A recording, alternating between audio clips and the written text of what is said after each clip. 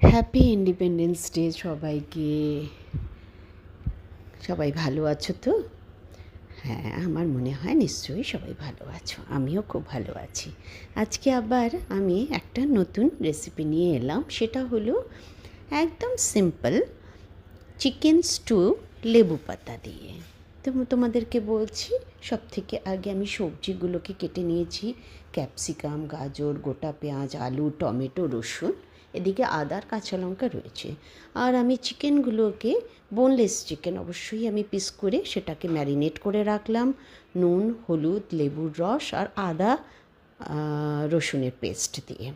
সেটা আমি ভালো করে মেখে রেখে দিলাম। দিকে কুকারে একটু তেল দিলাম, সাদা তেল। তার মধ্যে গরম গোটা মশলা একটু কুটে দিয়ে দিলাম, আর একটা ছোট পেঁয়াজ আমি কুচিয়ে দিলাম, কয়েকটা রসুন আমি ওর মধ্যে ছেড়ে দিলাম, আর চিকেন যেটা আমি মিক্স করে রেখেছিলাম সেটাও ছেড়ে দিলাম, আর টমেটো কুচিগুলোও দিয়ে দিলাম।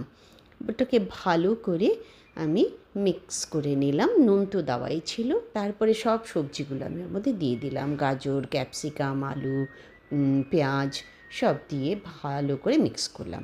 এবারে মিক্সিতে আমি কাঁচা লঙ্কার একটা পেস্ট বানিয়ে নিলাম, সেই পেস্টটাও আমি 1 চামচের মধ্যে দিয়ে দিলাম।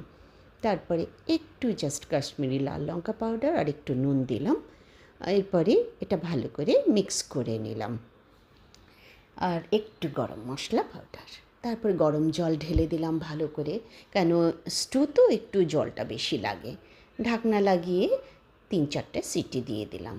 এবারে একটা কড়াইতে আমি বাটার গরম করে তার মধ্যে জিরে ফোড়ন দিলাম, আর 4টে লেবু পাতা ফ্রেশ একদম ফোড়ন দিয়ে দিলাম। ওটার ফ্লেভারটা না খুব সুন্দর আসে। বাস এবারে যে স্টুটা বানিয়ে রেখেছিলাম কুকারে, সেটার মধ্যে ছেড়ে দিলাম, আর উপর থেকে একটু ভাজা জিরে পাউডার দিয়ে দিলাম। হয়ে গেল আমার chicken stew with lemon leave. আর একটু স্বাদের জন্য ধনে পাতাও দিয়ে দিলাম। তোমরা এইভাবে বানিয়ে খেও, খুব ভালো লাগে। আর এটা তো হেলথের জন্য খুব ভালো। তাই এবারে বাটিতে উঠিয়ে নিচ্ছি আমি। আর যে লেবু পাতাটা দিয়েছি না, একটা অসাধারণ ফ্লেভার আসছে, একদম দারুণ সুঘ্রাণ বেরিয়েছে। এটা তোমরা এমনিও খেতে পারো, রুটির সাথে, ব্রেডের সাথে, ভাতের সাথে, যে কোনো ভাবেই তোমরা খেতে পারো। অসাধারণ লাগে, খুব হেলদি একটা ডিশ। অবশ্যই বানিও, আর আমাকে জানিও কেমন লাগলো তোমাদের। আর আমার চ্যানেলটাকে সাবস্ক্রাইব করো।